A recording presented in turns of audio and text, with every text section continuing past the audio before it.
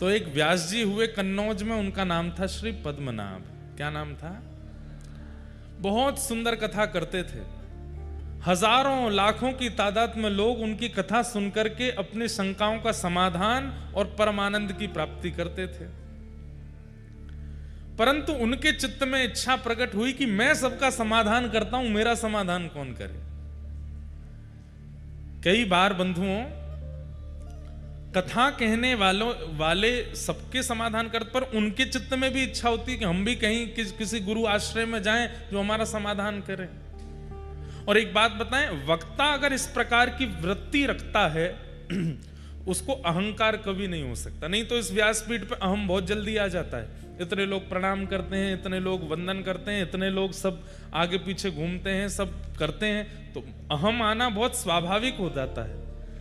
लेकिन व्यासपीठ पर बैठा वक्ता भी अपने ऊपर किसी आचार्य को मानता है और उनके सदा शरणागत में रहता है, तो उसके अंदर अहम नहीं आ सकता। तो श्री पद्मनाभ व्यास जी ने मन में विचार किया कि पद्मनाभ दास जी ने कि मैं किसके आश्रय में जाऊं, मेरा समाधान कौन करे। इसी भावना से कथा कहते थे कि हे भागवत जी, आप कृपा करो कि मेरे समाधान करने वाले गुरु भी आवे।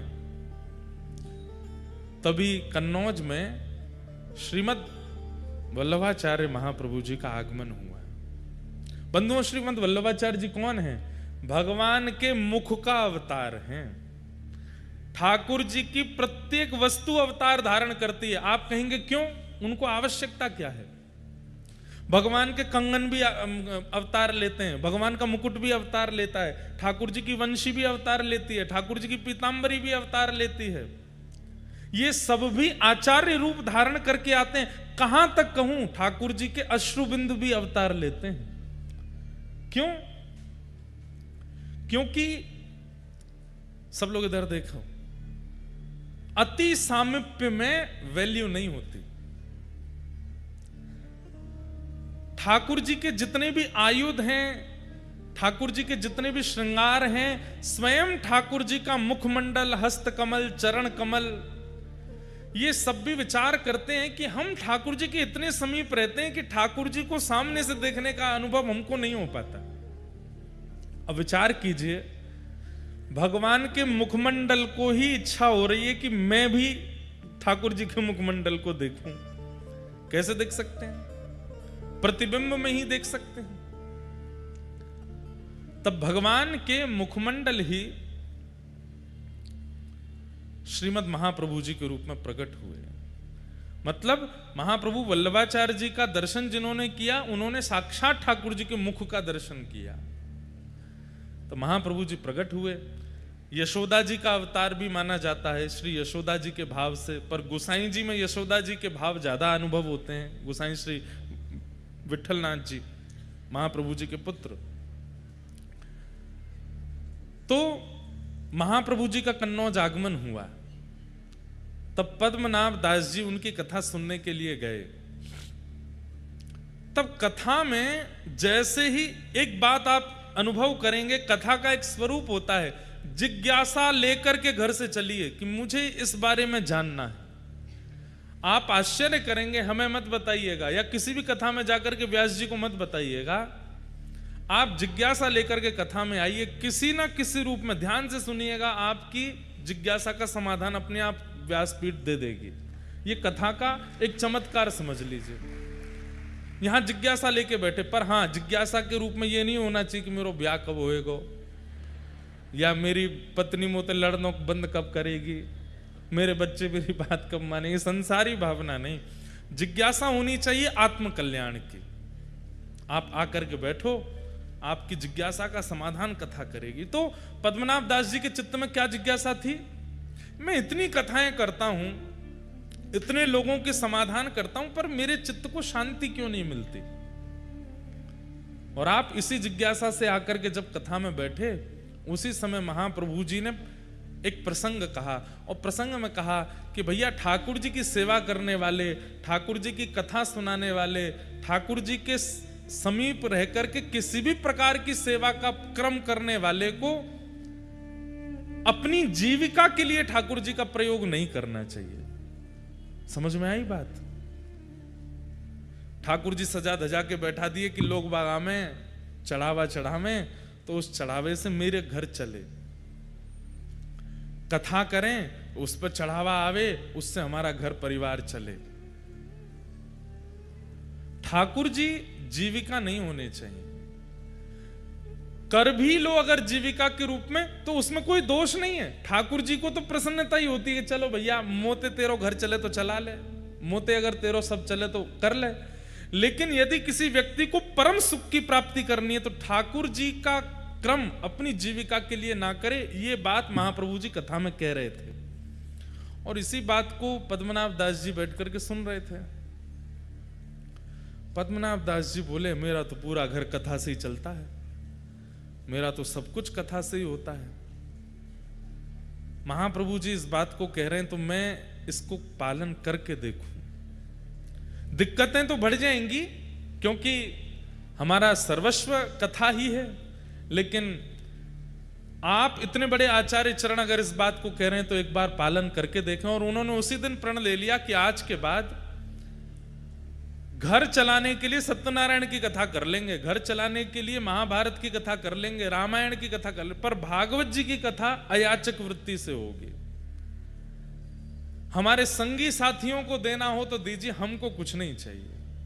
ये प्रण श्री पद्मनाभ दास जी ने धारण कर लिया और ये भाव धारण करते ही आपने जैसे ही कथा कहना प्रारंभ किया, इतना परम शांति के अनुभव हुए, ऐसे ऐसे अनुभव ठाकुर जी के उनको होने लगे। समझ गए, बोले कि यही मेरे आचार्य हैं, जिनकी एक वाणी से मुझे परम समाधान मिला, यही मेरे गुरु हैं। गुरु कौन? गुरु वही जो हरि सो मिलावे, गुरु वही जो हरि की राह दिखावे, गुरु वही जो सब तज वृंदा विपिन बसावे। वो गुरु है। वो गुरु नहीं जिसके आश्रय में जाने से आप और संसार के हो गए, वो गुरु जिसके आश्रय में आने से, जिसकी वाणी सुनने से और संसार छूट गया, वो गुरु है। जिसकी वाणी, जिसकी उपस्थिति, जिसकी कथा ठाकुर जी के और समीप ले जावे, वो गुरु है। पद्मनाभ दास जी महाप्रभु जी के शरणागत हो गए और कहा कि प्रभु अब आप मुझे स्वीकार करो, मैं आपसे परम प्रसन्न हूं, आपने मेरे जीवन के समाधान कर दी, अब मैं परम आनंद में रहता हूं, भागवत जी बिल्कुल अयाचक वृत्ति से करता हूं और मुझे इतना सुख मिलता है। मेरे घर वालों को दिक्कत होती है, घर में धन नहीं जाता, थोड़े धन आदि की तंगी हो जाती है, लेकिन मुझे परम सुख मिलता है। और पद्मनाभ दास जी महाप्रभु जी के अनुयायी हो गए। महाप्रभु जी यदा कदा कहीं कहीं जाते तो पद्मनाभ दास जी को संग लेके जाते थे। गुरु भी कई बार शिष्य के शिष्यत्व को परखता है और परखना भी चाहिए। शिष्य धनवान है, शिष्य सर्वगुण संपन्न है और उस पर कृपा ज्यादा करे, ये गुरु का स्वभाव नहीं होना चाहिए। गुरु शिष्य के शिष्यत्व को देखे।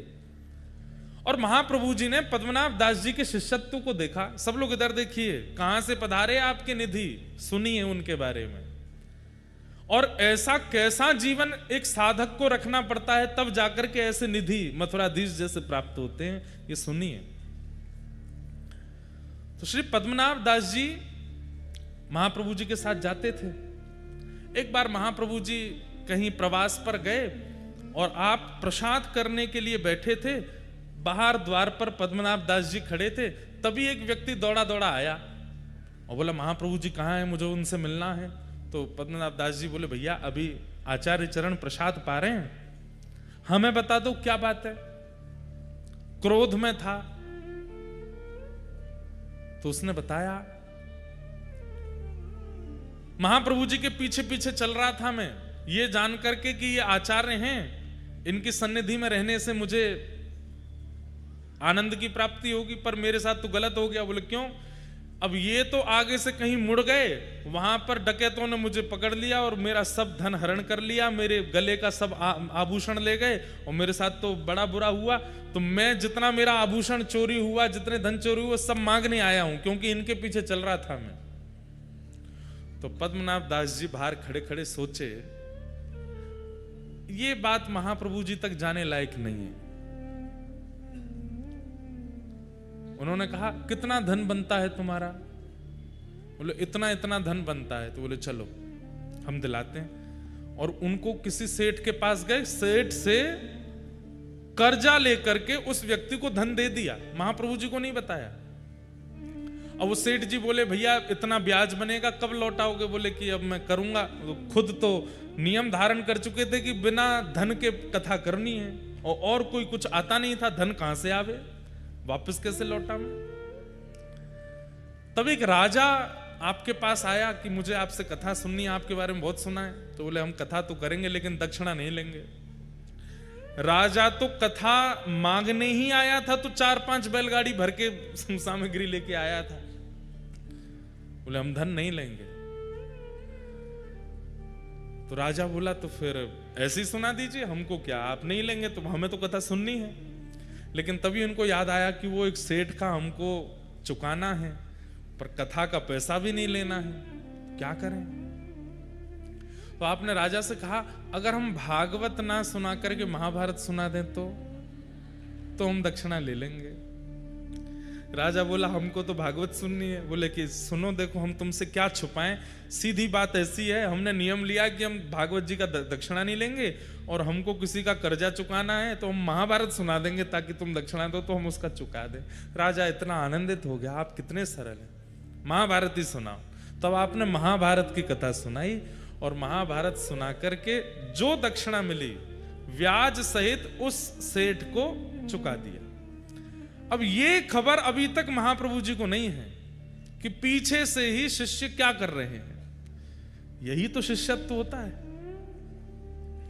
हम लोगों का शिष्यत्व कैसा कि हम गुरु जी के चरणार विंदों में कुछ अर्पित भी करते हैं तो 5 बार तो बता देते हैं, गुरु जी वहां से बनवाए, गुरु जी ये लेके आए, या गुरुदेव ऐसे ऐसी सेवा कर रहे हैं। गुरुदेव, अरे आपसे ना पता चले गुरुदेव को, कोई और जाकर के संकेत कर दे कि गुरुदेव आपके एक शिष्य हैं, वो तो ऐसी ऐसी सेवा करते हैं, ऐसा उत्सव करते हैं, ऐसा, तो गुरुदेव को जो प्रसन्नता होगी ना, वही प्रसन्नता ठाकुर जी की प्राप्ति कराएगा।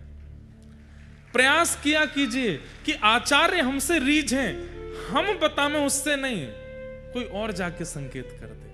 और उसमें भी ये भावना नहीं होनी चाहिए ये गुरु जी के बहुत पास रहता, इसके सामने करूंगा तो ये बता देगा, नहीं, आपके अंदर ये भावना ही नहीं आवे।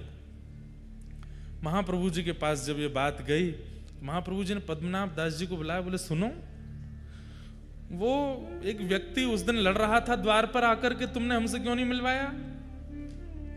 बोले कि आप उस समय प्रसाद पा रहे थे। क्या कह रहा था वो? बोले वो कह रहा था कि आपके पीछे पीछे वो चल रहा था, आप कहीं गली में मुड़ गए, वो भटक गया तो डाकुओं ने उसको लूट लिया, उसका जो धन बनता है वो मांगने आया था। हमने कहा आप देते अच्छे नहीं लगते, तो हमने ऐसे ऐसे करके उसका धन कर दिया, और महाभारत की कथा करके दक्षिणा लेके ब्याज भी चुका दिया। महाप्रभु जी के नेत्र सजल हो गए, हृदय से लगा लिया, बोले हम तुमसे बहुत प्रसन्न हैं, मांगो कुछ।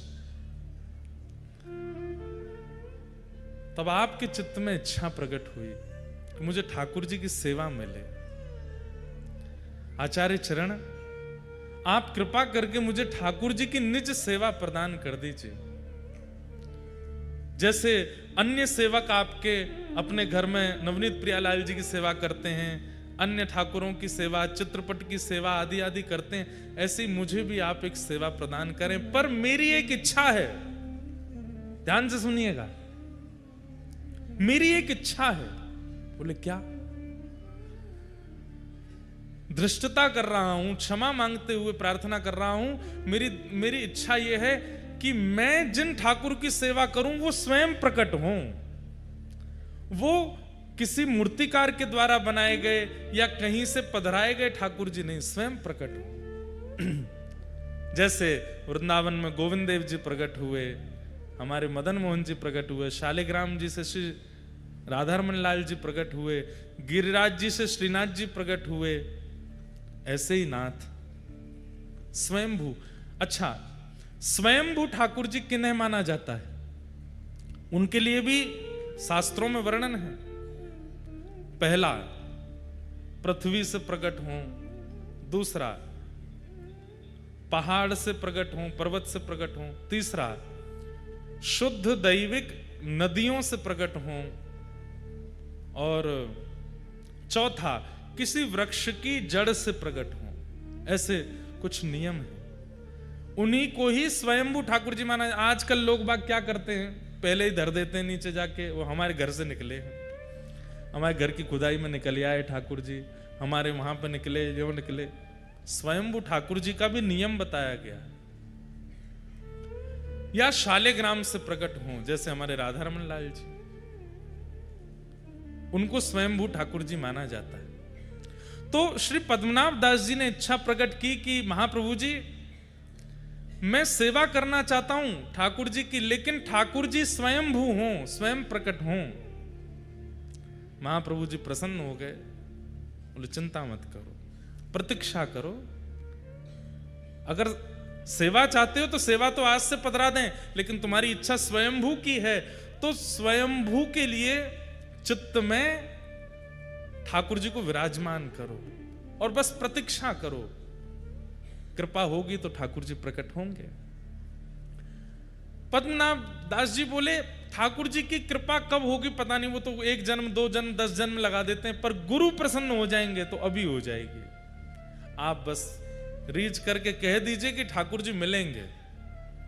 महाप्रभु जी बोले हम आशीष देते हैं कि ठाकुर जी मिलेंगे, बस प्रतीक्षा करो। अब प्रतीक्षा करो यह शब्द कहा तो इसके बाद शिष्य का यह मतलब नहीं होता कि रोज पूछे और कितनी प्रतीक्षा और कितने दिन, नहीं। प्रतीक्षा मतलब अब करते ही रहो, पूछो नहीं दोबारा। अनेक वर्षों तक प्रतीक्षा की।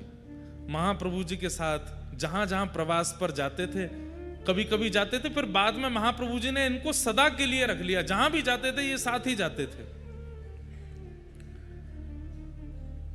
प्रवास करते हुए एक दिन आप गोकुल पधारे, पद्मनाभ जी साथ में पधारे, और गोकुल में संध्या के समय पर महाप्रभु जी यमुना जी के तट पर बैठ करके संध्या कर रहे थे, और दूर बैठ करके श्री पद्मनाभ दास जी अपने गुरुदेव को बस देखते ही रहते थे, दर्शन ही करते रहते थे। दर्शन करते करते करते करते तभी यमुना जी की रेत अपने आप खिसकने लगी जमुना जी के भीतर। आप देख करके आश्चर्यचकित हो गए, और महाप्रभु जी की उस समय संध्या चल रही थी, संध्या का मध्यस्थ था। और तभी क्या देखते हैं कि ताल वृक्ष के समान, 7 ताल वृक्षों के समान विशाल स्वरूप ठाकुर जी का शंख चक्र गदा पद्म धारण करके प्रकट हो गए हैं। बोलो मथुराधीश की। इतने विशाल स्वरूप प्रकट हुए कि 7 ताल के वृक्ष के समान स्वरूप था ठाकुर जी का। आचार्य चरण ने देख करके तुरंत प्रणाम किया। पद्मनाभ दास जी तो देख करके हैरान रह गए, ये कितना विशाल विशिष्ट स्वरूप, अद्भुत स्वरूप के दर्शन करके आप आनंदित हो गए। तभी महाप्रभु जी ने आज्ञा की कि निवेदन कियो, जय जय इतने बड़े बनकर के आए हो, कैसे सेवा करेंगे, नसैनी लगानी पड़ेगी, मोह तक पहुंचवे के काजे, इतनो सब कैसे विस्तृत होएगा, इतना बड़ा आपको स्वरूप है, इतने बड़े मंदिर बनाने पड़ेंगे। थोड़ी कलयुग की प्रधानता है, आप थोड़ो सो ने हम अर्चकन पर ने ध्यान धरो और अपनो रूप ने सूक्ष्म करो। तब वही विशाल स्वरूप छोटे से बनकर के श्री महाप्रभु वल्लभाचार्य जी की गोद में पधारे, और वही स्वरूप आज यहाँ कोटा में विराजमान। दूर खड़े खड़े नेत्र लाल हैं, नेत्रों से अश्रु गिर रहे हैं श्री पद्मनाभ दास जी के, हाथ जोड़ करके केवल कंपन हो रहा है। महाप्रभु जी मंद मुस्का करके कहते हैं, देखो तुम्हारी इच्छा आज पूर्ण भई, और तुम्हारे लिए स्वयंभू ठाकुर जी श्री मथुराधीश प्रकट हुए हैं। नामकरण कर दिया, इनका नाम क्या बोले, मथुराधीश है। तब पद्मनाभ दास जी सन्मुख आकर के बैठ गए, बोले महाराज आपने इनका नाम मथुराधीश क्यों रखा। तब आचार्य चरण ने कहा कि देखो ये मथुरापुरी जो है ना, इसका मूल नाम मधुरापुरी है। जहां पर मधुर श्री कृष्ण का प्राकट्य हुआ वो मधुरा है, वो मथुरा अपभ्रंश होकर के और कुछ शास्त्रीय कारणों से उसका नाम मथुरा है, पर वास्तव में मधु नामक दैत्य को मारा था यहां पर, इसीलिए इसका नाम मधुरा है। और मधुरा के जो अधीश हैं वही मथुराधीश हैं, इसलिए इनका नाम मधुराधीश है। और आपने और निवेदन किया कि इनके स्वरूप के बारे में मुझे बताओ, तब महाप्रभु जी कहते हैं, गोद में बैठे हैं मथुराधीश जी, सामने पद्मनाभ दास जी बैठे हैं, कि तम अद्भुतम बालकमंबुजेक्षणम। ध्यान से सुनिएगा, ये मथुराधीश जी जो हैं ये विशाल विराट ठाकुर जी नहीं है। देवकी मैया के गर्भ से जब ठाकुर जी जन्मे, एक दिना के लाला जब थे श्री कृष्ण कंस के कारागृह में, तब उनका जैसा स्वरूप था वही स्वरूप है श्री मथुराधीश जी का। ये छोटे लाला ही हैं, छोटे लाला 4 भुजा वाले हैं। तम अद्भुतम बालकमंबुजेक्षणम चतुर्भुजम शंख गदायुधायुधम श्रीवत्सलक्ष्मं गलसौभकौस्तुभम पीतांबरम सांद्रपयोधसौभगम।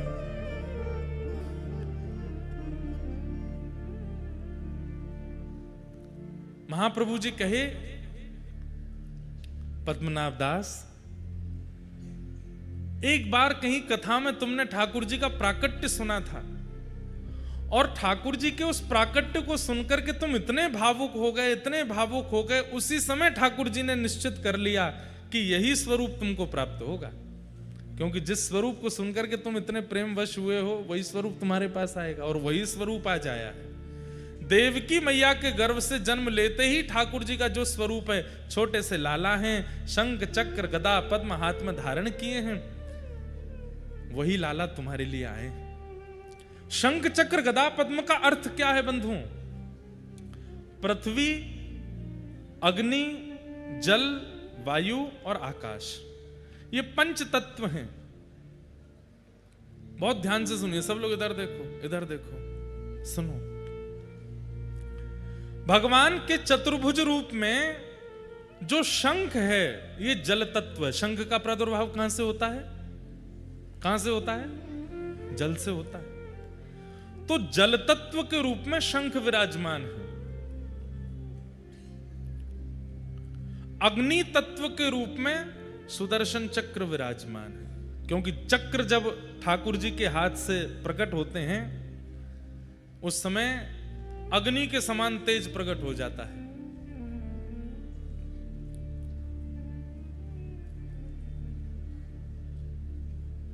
और जो भूमि तत्व है, उस भूमि तत्व से ठाकुर जी के हाथ में कमल विराजमान है, और आकाश तत्व से ठाकुर जी के हाथ में गदा विराजमान है, और वायु तत्व ठाकुर जी का स्वयं स्वरूप है। कैसे? कोई भक्त पुकार ले तो बूंदी में प्रकट हो जाएंगे, कोई भक्त पुकार ले तो चित्तौड़गढ़ में प्रकट हो जाएंगे, कोई भक्त बुला ले तो गोवर्धन जी चले जाएंगे। वायु के समान जो यहां वहां यत्र तत्र भ्रमण करते रहें। कुम्मनदास जी बुला में तो ठाकुर जी उनके पास चले जाएं, सूरदास जी बुला में तो ठाकुर जी उनके पास पहुंच जाएं।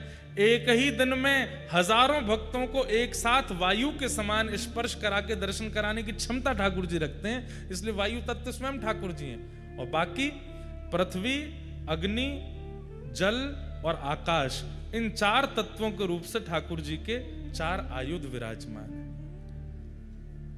लेकिन निकुंज में जब आप प्रवेश करेंगे तो निकुंज में इनका अर्थ अलग है। निकुंज में कमल जो है वो श्री जी का स्वरूप है, श्री किशोरी जी है, और शंख जो है वो श्री जी की प्रधान सखियां ललिता विशाखा आदि अष्ट सखियों का स्वरूप है। मतलब ठाकुर जी अपने आसपास हमें दिखाते हैं कि शंख चक्र गदा पद्म है, पर वास्तव में यहाँ श्री जी और सब प्रधान सखियां नित्य जैसे ही कपाट बंद होते हैं तो प्रकट हो जाती हैं, उनकी लीला में सहायक बन जाते हैं। तो बोले फिर गदा और चक्र किस लिए है? बोले कहीं कोई निकुंज का अधिकारी नहीं है और वो यहाँ अनुभव करना चाहे तो उसके लिए गदा और चक्र बाहर रक्षक के रूप में विराजमान होते हैं। इस प्रकार से 4 आयुध है। इस प्रकार महाप्रभु जी ने घंटों बैठ करके मथुराधीश जी को अपनी गोद में बैठा करके पद्मनाभ दास जी को प्रवचन किया। और फिर घड़ी आई, पद्मनाभ दास जी से कहा आओ और अपने ठाकुर जी स्वीकार करो। तब श्री पद्मनाभ दास जी के माथे श्री मथुराधीश जी विराजमान हुए। और जैसे ही आपने अपने घर में उनको विराजमान किया, महाप्रभु जी ने जैसे ही आज श्रृंगार में दर्शन किया श्री मथुराधीश जी का, निकल पड़े शब्द मुख से, अधरम मधुरम वदनम मधुरम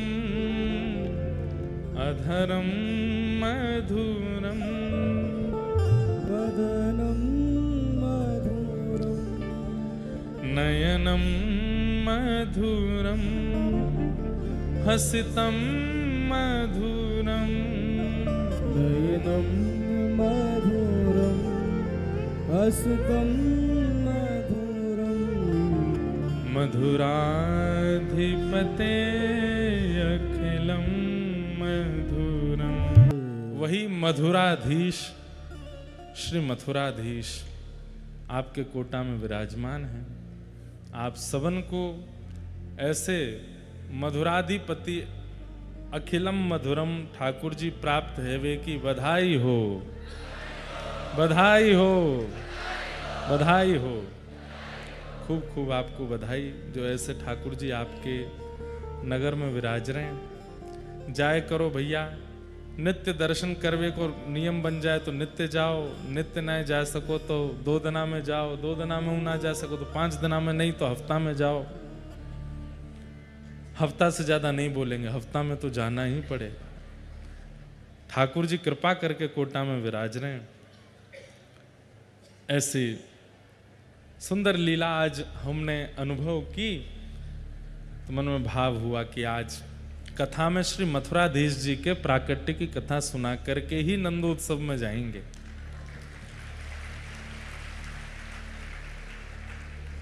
कृपा करके आज श्री राधा रमन लाल जी के परम सेवाधिकारी, जिनके माध्यम से ठाकुर जी की मधुर सेवा श्री वृंदावन में श्री राधा रमन लाल जी करते हैं, और जिनकी कृपा से हम यहाँ मथुराधीश जी को कथा सुनाने आ पाए हैं, ऐसे श्री राधा रमन लाल जी के परम चरण सेवक श्रीमन्मंद गौडेश्वर वैष्णवाचार्य श्री अनुराग गोस्वामी जी महाराज पधारे हैं।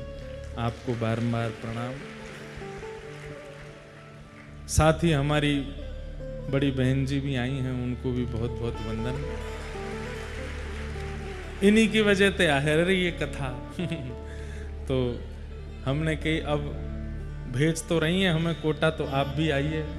तो आज पधारी हैं। आज मधुर ठाकुर जी का जन्मोत्सव होना है कथा में। कथा क्रम हम थोड़ा थोड़ा कहते हुए आगे चलेंगे। और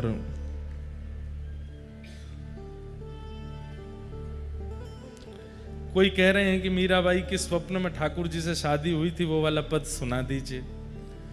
वो तो अब विरह का भाव है, कल या परसों में मीरा बाईसा के खूब भाव सुनेंगे, क्योंकि बाईसा का भी स्थान पास में ही है, राजस्थान है। पर आज तो ठाकुर जी के जन्मोत्सव के लिए चलते हैं। देखो आ गए छतरी वाले, सब खड़े हैं यहाँ पे कथा सुनने, बेचारे छतरी में खड़े खड़े अब खड़े रही हो, नंदोत्सव भी छतरी के संग ही नाची हो। जल्दी आते तो बैठने को मिल जाता, अब लेट आए तो खड़े तो होना पड़ेगा। लेकिन बड़ी कृपा है ठाकुर जी की, और संभवतः 5-6 दिन की बारिश बता रहे हैं लोग बाग तो। ज्यादा जगह का अभाव पड़ेगा तो हमारा मंच खाली है, 2-4 लोगों को यहां बुला लेंगे। ज्यादा वर्षा रही तो यजमान परिवार, एलन परिवार को तो यहीं बैठा लेंगे ऊपर, आगे वाला जगह भी खाली हो जाएगी तो 500-600 लोग यहां भी बैठ जाएंगे, और यही व्यवस्था हम कर सकते हैं।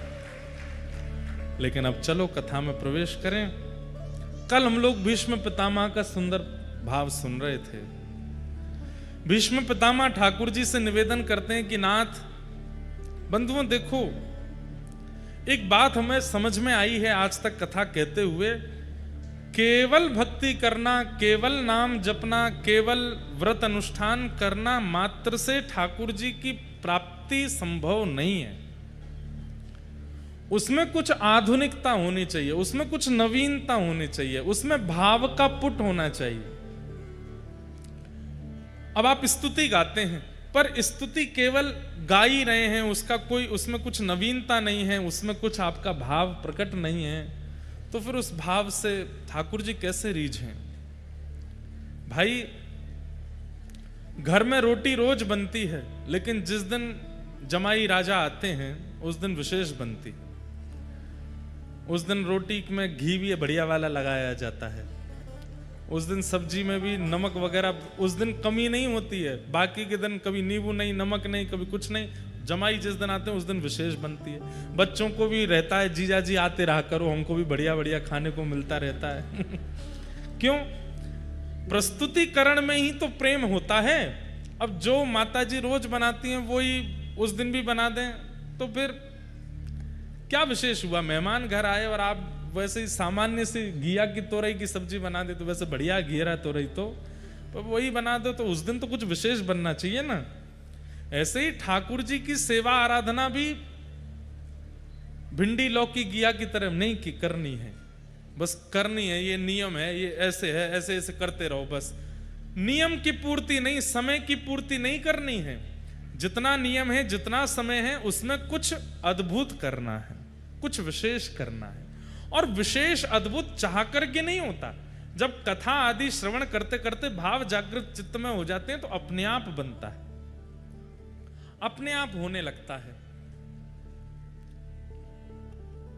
कहते हैं यही पद्मनाभ जी ठाकुर जी को जब विराजमान किए तो अयाचक वृत्ति से तो हो गए थे, पहले से ही कुछ धन आदि लेते नहीं थे। मथुराधीश विराजमान है।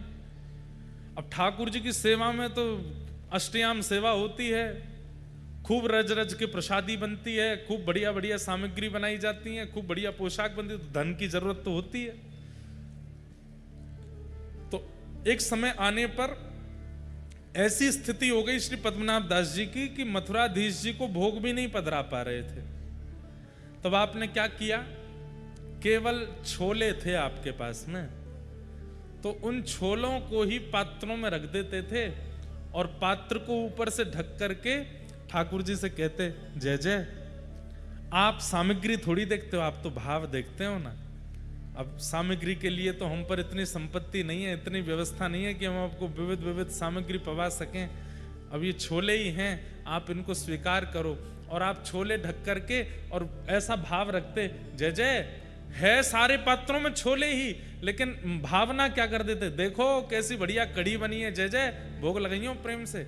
या में खीर पधराई है, जय जय, ऊपर ते केसर डारी भई है, प्रेम से पइयो। या में श्रीखंड है, या में मलाई रबड़ी है, या में ये साग है, या में ये सामग्री है, या में ये दूध घर की सामग्री है, ऐसी रोटी है, ऐसी पूड़ी है। ऐसी केवल भावना रखते थे और नेत्रों से अश्रु प्रवाह करते, बोले ठाकुर जी भावना को प्रसाद है, स्वीकार करो। कहते हैं भोग पधरा करके, छोले पधरा करके जाते, थोड़ी देर बाद में मंदिर में सुगंधी आने लगती कढ़ी की, थोड़ी देर में सुगंधी आती खीर की, थोड़ी देर में सुगंधी आती रबड़ी मालपुआ की। जो जो भावना वो धारण करते थे छोलों में से वैसी सुगंधी आने लगती। ठाकुर जी उसको वही भाव मान करके स्वीकार कर लेते थे।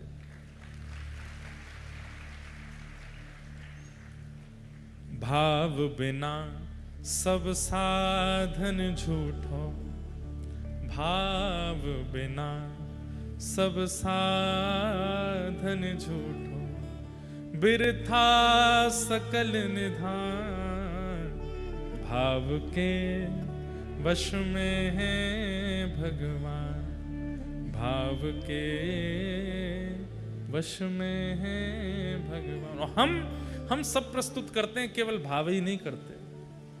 भाव की प्रस्तुति नहीं होती, बाकी सब प्रस्तुत होता है। भाव नहीं तो हर मंदिर में दीखत बस पाषाण, भाव होए तो जित देखूं तित प्रगट होए भगवान, भाव के वश में है भगवान। हमने भावना की, कई लोग ऐसा बोल जाते हैं, अरे आपका उत्सव चल रहा था, आपका वो बढ़िया बारिश हो गई, इंद्र ने सब मिटा दिया, इंद्र ने तो ऐसा विघ्न डाला। अरे विघ्न मानोगे तो विघ्न है। हमने क्या माना? ठाकुर जी आए हैं प्रकृति के रूप में, एक पूरा कथा पंडाल लेके बैठे हैं। भावना रखी, सबके मुख प्रसन्न हो गए, सब आनंदित हो गए और ठाकुर जी की भावना हो गई। भाव। भीष्म पितामह सामान्य बात कह रहे हैं कि मेरा मन आपके चित्त में लगे, लेकिन इस भावना से अपनी स्तुति में कह रहे हैं कि ठाकुर जी प्रसन्न हो गए। भीष्म पितामह की स्तुति सुनकर के ठाकुर जी अत्यंत प्रसन्न हुए, अत्यंत आनंदित हुए। और अंततो गत्वा भीष्म पितामह कहते हैं, बोले नाथ, जीवन में मैंने आपसे कुछ नहीं मांगा, लेकिन आज कुछ मांगना चाहता हूं। ठाकुर जी बोले, कहो। ललित गति विलास वल्गुहासन, प्रणय निरीक्षण कल्पितो रुमानः, कृतमनुकृतवत्य उन्मदान्धा, प्रकृति मगन किल यस्य गोपवध्वः। भीष्म पितामह क्या कह रहे हैं? बोले नाथ, सुदर्शन चक्र के साथ आपका दर्शन किया है, विराट रूप में आपका दर्शन किया है, द्वारिकाधीश रूप में आपका दर्शन किया है, अर्जुन के सारथी के रूप में आपका दर्शन किया है, और बहुत सारे दर्शनों को यहां बताया। जब आप चाबुक चलाते थे तो घोड़ों के पैरों से उड़ने वाली धूल आपके पसीनों से आके चिपक जाती थी। उस समय आपके घुंघराले केश आपके मुखमंडल पर आते थे, और आप इतने व्यस्त होते समय अपने हाथों से जब अपना मुख पहुंचते थे, आपकी वो छटा, आपकी वो छवि, मैंने सब रूपों में आपका दर्शन किया। केवल एक रूप है जिसका मुझे अभी तक दर्शन नहीं हुआ है। मैं आपसे प्रार्थना करता हूं कि मुझे उस रूप का दर्शन अगले जन्म में हो, इस जन्म में नहीं। क्यों? दुर्बल हो गया मैं, मेरे रोम रोम में बाण लगे हैं, अब मैं उठ नहीं सकता, अब मैं कुछ कर नहीं सकता। इस जन्म में नहीं, अगले जन्म में। मतलब वैकुंठ नहीं मांगा, मुक्ति नहीं मांगी, एक जन्म और मांगा है। और कैसा दर्शन करना चाहता हूं? बोले ललित गति विलास वल्गुहासन। आप टेढ़े मेढ़े चाल चलते हैं, ऊंची घुटने तक धोती पहनते हैं, पैरों में कड़ूले पहनते हैं, कमर पर कौंधनी बांध करके, कारी कमली अपने तन पर लपेट करके, अपने कटाक्ष नेत्रों से इधर उधर देखते हुए, स्वर्ण चांदी का मुकुट नहीं, किसी वन में जाकर के पत्तों को इकट्ठा करके वनमाली भेष अपने सिर पर वन के पत्रों के मुकुट धारण कर लेते हैं। एक हाथ एक गैया के कंधे पर डाल करके दूसरे हाथ से वेणु रव करते हुए वो वृंदावन के बाल कृष्ण, उनका मुझे दर्शन करना है, उस छवि का मुझे अनुभव करना है। और उस छवि का दर्शन करने के लिए हे नाथ, या तो मुझे व्रज की गोपी बना देना या व्रज की मुझे गैया बना देना। बंधुओं, इस कथा में गोपाष्टमी भी आएगी। कल है कि परसों है? परसों है या कल भी है शायद। गोपाष्टमी पर हम विशेष लीला सुनाएंगे गौचारण की, ठाकुर जी की। कितना प्रेम करते हैं ठाकुर जी गैयाओं से। आज भीष्म पितामह कह रहे हैं महाभारत का सबसे श्रेष्ठ योद्धा है भीष्म पितामह। इनको बाणों की सैया पर ही इसीलिए डाला गया कि एक अंग भी इनका अगर रह गया तो ये महाभारत युद्ध पांडवों को जीतने नहीं देंगे, इसलिए रोम रोम में बाण लगा है। भले ही कौरव पक्ष के हैं, लेकिन उनके चित्त की भक्ति, ऐसी भक्ति किसी में नहीं है पूरे महाभारत के पात्रों में जैसी भीष्म पितामह में। ठाकुर जी से कह रहे हैं नाथ, मुझे आपकी उस छवि का दर्शन करना है। कौन सी छवि? सूरदास जी कहते हैं शोभित कर नवनीत लिए। सुबह सुबह आज दर्शन किए जिस छवि के। बंधुओं, अब हमारे मूर्तिकार भाई बंधु ऐसे छवि बनाने लगे हैं ठाकुर जी की। वास्तव में वो छवि पता है कैसी है? मूल छवि ऐसे है, एक हाथ नीचे है, दो घुटने हैं और नवनीत बिल्कुल थोड़ी के नीचे ही है। ऐसे छवि है ठाकुर जी की। ये छवि है श्री नवनीत प्रियालाल जी की।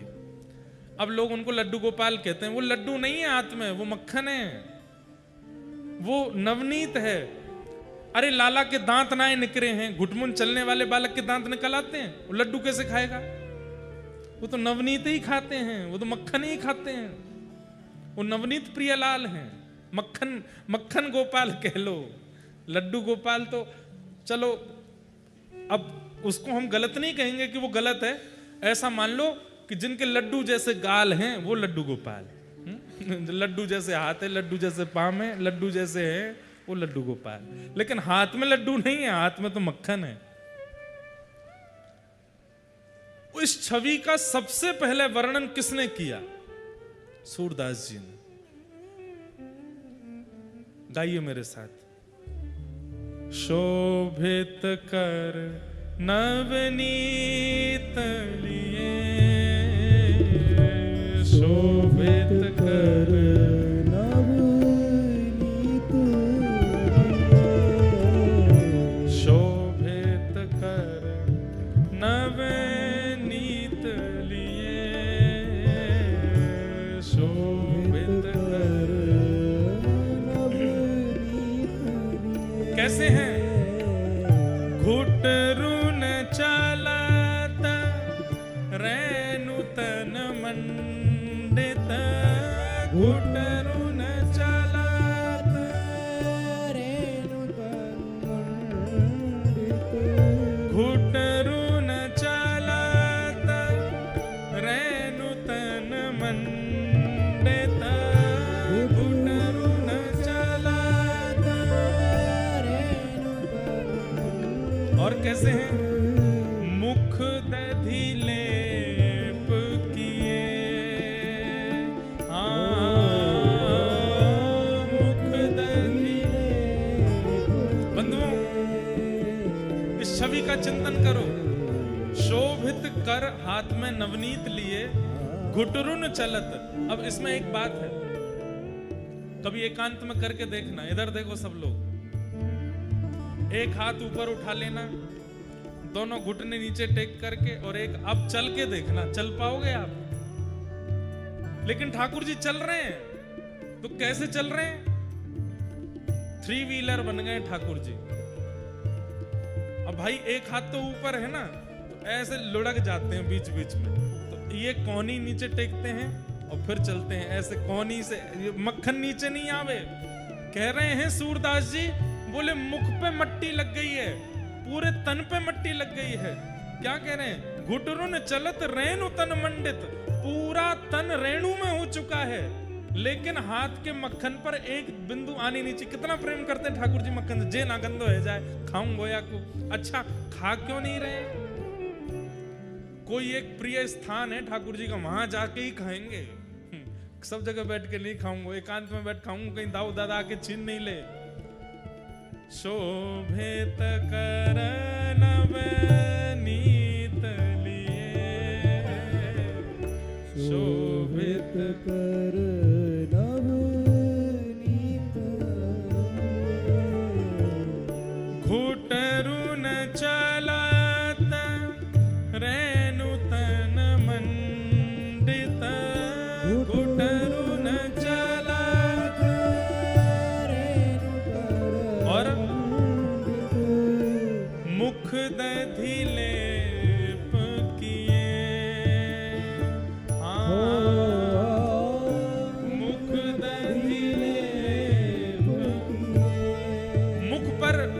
जगह दही लगी है। कैसी सुंदर ठाकुर जी की छवि है। चारू कपोल, चारू कपोल, कपोल मतलब गाल। चारू कपोल लोल लोचन, चारू कपोल लोल लोचन। गोल गोल गाल हैं और बड़े बड़े नेत्र हैं। लोल लोचन मतलब लुभाने वाले ऐसे नेत्र हैं ठाकुर जी के कि जब चल के इधर उधर देखते हैं तो आकर्षण बनता है उन नेत्रों की ओर। चारू कपोल लोल लोचन, चारू कपोल लोल और लोचन। गोरोचन तिलक किए। गोरोचन तिलक। हमारे हम आधे तो रामानुजी हैं और आधे पुष्टि मार्गी हैं। क्यों? हमारे पूज्य पिताजी महाराज और हम तो रामानुज वैष्णव हैं, पर हमारे पूज्य नाना जी पुष्टि मार्गीय थे, पंडित श्री कृष्णलाल शास्त्री, और उनको लाखों की तादाद में पद याद थे। उन्हीं की कृपा से हम पद गाते हैं। उन्होंने ही व्यासपीठ पर बिठाया। तो हमारे पूज्य नाना जी वो उसका इतना सुंदर वर्णन करते थे। गोरोचन तिलक किए। गैया के यहां माथे पर भीतर एक गोरोचन होता है। किसी किसी गाय के नासिका से वो रोचन प्रकट होता है। वो मल की तरह नहीं होता, वो गंदा नहीं होता, उसमें इत्र की तरह सुगंधी होती है। वो गोरोचन यहां से प्रकट होता है किसी किसी गाय के। लाखों में से किसी एक गैया के प्रकट होता है गोरोचन। वह गोरोचन का तिलक लगाती है यशोदा मैया लाला को। 9 लाख गैया हैं तो महीना 1.5 महीना में एक गैया के गोरोचन प्रकट हो जाता है।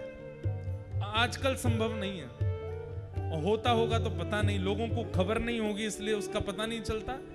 कींच जैसी होती है, जैसे खस की कींच होती है ऐसी कींच निकलती है और जरा सी निकलती है। वो मैया इकट्ठा करके लाला कुआ को तिलक लगावे, गोरोचन तिलक किए। पर हमारे पूज्य नाना जी इसका एक अर्थ और करते थे। बोले लाला यहां गोरोचन को गोवर मान लो। तो मैंने कि नाना जी गोबर को तिलक लगा रहे ठाकुर जी। तो इसका इतना सुंदर वर्णन करते नाना जी बोलते, बोले लाला ठाकुर जी के तन पे रेणु लगी है और ठाकुर जी को मक्खन खानो है।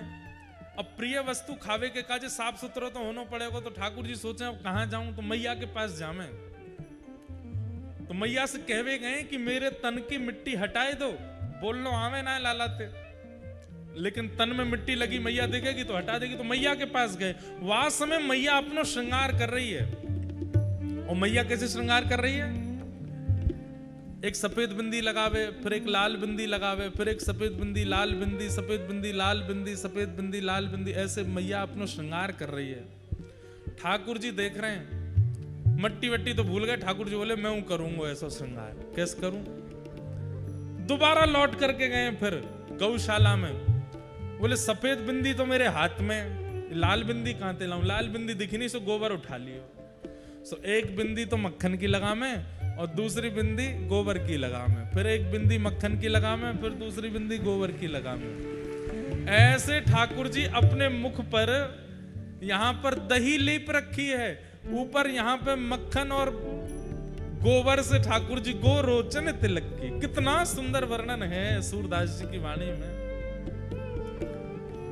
शोभित कर नवनीत लिए, शोभित कर नवनीत। और आगे सुनो। लट लटकनी मनुमत मधुप गण, लट लटकनी मन मत मधुप आप लोगों को डर लग रहा हो का बारिश फारिश को? यहाँ देखो, अरे इसको देखो, प्रेम तो सुनो, कितनी सुंदर लीला चल रही है। विशेष रूप से आगे वाले आप लोग ज्यादा ध्यान से सुना करो, पीछे वाले तो हिलते डुलते ही नहीं है। अब देखो, ये ऐसी व्याख्या आचार्यों की कृपा से ही समझ आती है। आप लोग इस पद को पढ़ लो, व्याख्या नहीं कर पाओगे। अब क्या कह रहे हैं? लट लटकन मन मत मधुप गण। बोले ठाकुर जी के जो घुंघराले केश हैं, वो यहाँ पर जो चोटी बनी है वहां में से निकर निकर के नेक नेक बाहर आ गए। तो एक लट यहाँ ते आई है, एक लट यहाँ ते आई है, एक लट यूं आई है। तो ठाकुर जी बीच बीच में अपनी लटन को संवार रहे हैं। सूरदास जी कह रहे हैं कैसा लग रहा है? बोले ऐसा लग रहा है कि मानो जैसे किसी नील कमल के ऊपर बहुत सारे भौरे मंडरा रहे हो। लट लटकन मनु मत मधुप गण, लट लटकन मत मधुप माधक मधु ही पिए।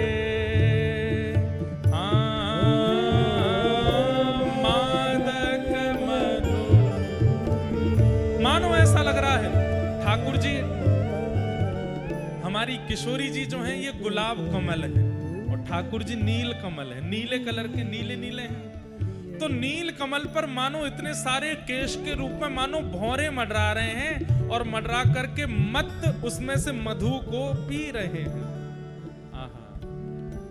और कठुला कंठ वज्र के हिरी नख, कठुला कंठ।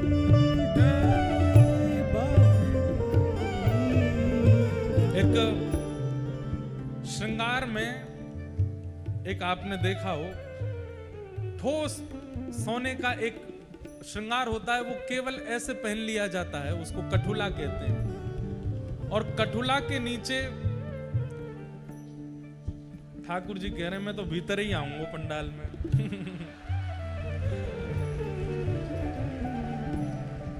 ऐसा सुंदर वर्णन है रो तो मन तो करेगो। इस समय देखो, आप इधर की तरफ देखो, जो प्रकाश है यही श्री ठाकुर जी को वर्ण है। ऐसे ही है श्याम सुंदर, ऐसा ही वर्ण है बिल्कुल। नील सरोरुह, ना तो नीले हैं ना काले हैं, ऐसे हैं। उनका वर्णन ऐसा ही है। आहा।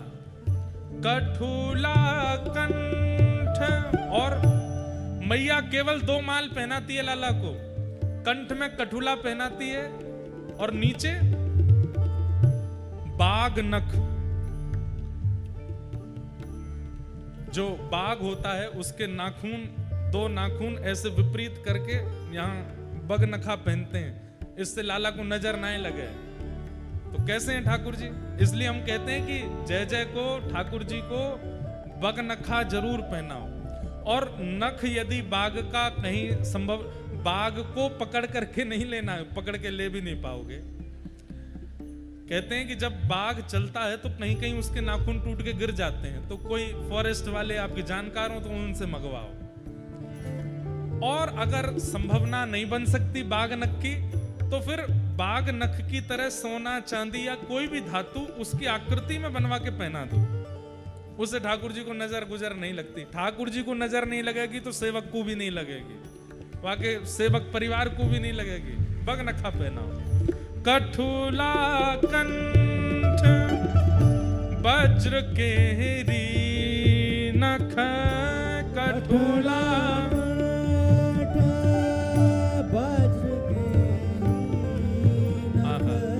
राजत रुचि रहिए। राजत रुचि रहिए।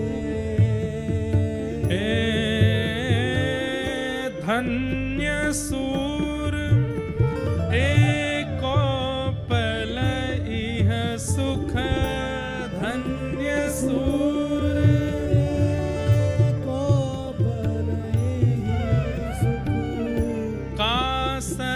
कल्प जिए।